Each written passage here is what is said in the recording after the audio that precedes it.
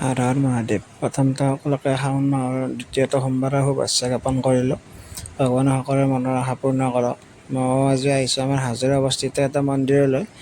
মন্দিৰৰ পৰিৱেশটো আপোনালোকক দেখুৱাম, কিন্তু মই মন্দিৰৰ নামটো আপোনালোকক নেদেখুৱাওঁ। অলপ বৰষুণ দি আছে, গতিকে ভালো লাগিছে এয়া পৰিৱেশ মন্দিৰৰ। আপোনালোকে যদি আহিছে এইটো মন্দিৰত, তেতিয়াহ'লে নিশ্চয় মন্দিৰৰ নামটো কমেণ্ট বক্সত জনাব বুলি আশা ৰাখিলোঁ। এয়াই মন্দিৰৰ পৰিৱেশটো বিৰাট ধুনীয়া, সুন্দৰ, প্ৰাকৃতিক পৰিৱেশ আৰু বিশেষকৈ এখন হাজোৰ পাহাৰৰ ওপৰত অৱস্থিত। একেবাৰে চাৰিওফালে কেৱল গছ গছনি আৰু কি ক'ব আৰু সেউজীয়া পৰিৱেশৰ মাজত, আৰু তাতে বৰষুণৰ অলপ চিপচিপাই বৰষুণৰ মজা। ভালে লাগিছে আহি।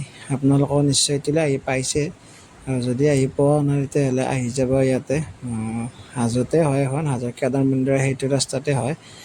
আৰু যিসকলে আহি পাইছে নিশ্চয় নামবিলাক জনাব। আৰু এইবিলাক ভিউ চাওকচোন, কি ধুনীয়া ভিউ।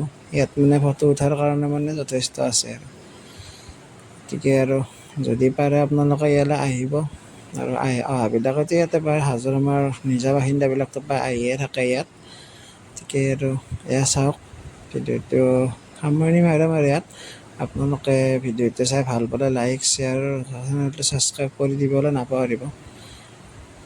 গতিকে আৰু আহিব ইয়ালৈ, এইটোৱে ক'লোঁ আৰু শেষত।